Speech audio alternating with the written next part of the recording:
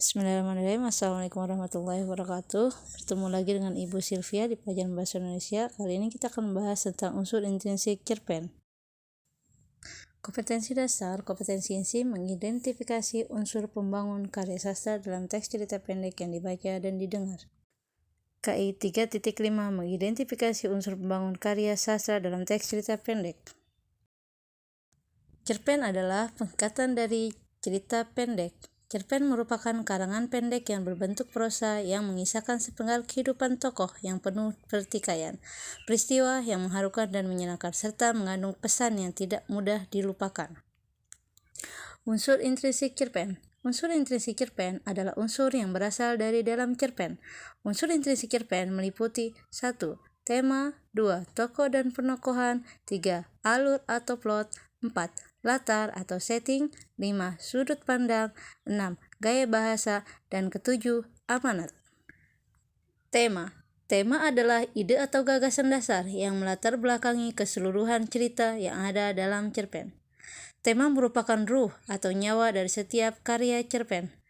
Tema dapat langsung terlihat jelas dalam cerpen atau tersurat dan bisa juga secara tidak langsung atau tersirat, yaitu pembaca harus menyimpulkan sendiri apakah itu tentang persahabatan, percintaan, perjuangan, dan lain-lain. Tokoh dan penokohan. Tokoh merupakan pelaku dalam cerita. Setiap tokoh biasanya mempunyai karakter tersendiri. Dalam sebuah cerita terdapat tokoh protagonis atau tokoh dukung cerita dan merupakan tokoh yang baik. Biasanya berperan sebagai tokoh utama. 2. Antagonis. Tokoh penentang dalam cerita biasanya bersifat jahat. 3. Tritagonis. Tokoh penengah yaitu tokoh yang berperan sebagai pendamai jika ada konflik antara tokoh protagonis dan tokoh antagonis. Penokohan yaitu pemberian sifat, watak, dan karakter pada tokoh atau pelaku dalam cerita. Sifat yang diberikan pada tokoh dapat tercermin dalam pikiran, ucapan, perilaku, dan pandangan tokoh terhadap suatu hal. Misalkan, tokoh A bersifat sabar, pemaaf, dan bijaksana. Tokoh B bersifat kasar, pemarah, dan alur. Alur merupakan urutan jalannya cerita. Secara garis besar, urutan alur cerita antara lain 1. Perkenalan, 2. Munculnya konflik atau suatu permasalahan, 3. Peningkatan konflik, 4. Puncak konflik atau klimaks, 5. Penurunan konflik anti klimaks, dan terakhir selesai. Jenis-jenis alur. Alur maju, progresif, alur yang bergerak urut dari awal hingga akhir cerita.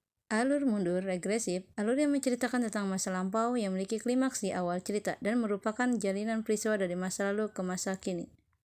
Alur campuran, perpaduan dari alur maju ke alur mundur. Tahapan cerita pada alur ini dimulai dari masa kini atau masa lalu yang nantinya akan digabungkan seiring berjalannya cerita.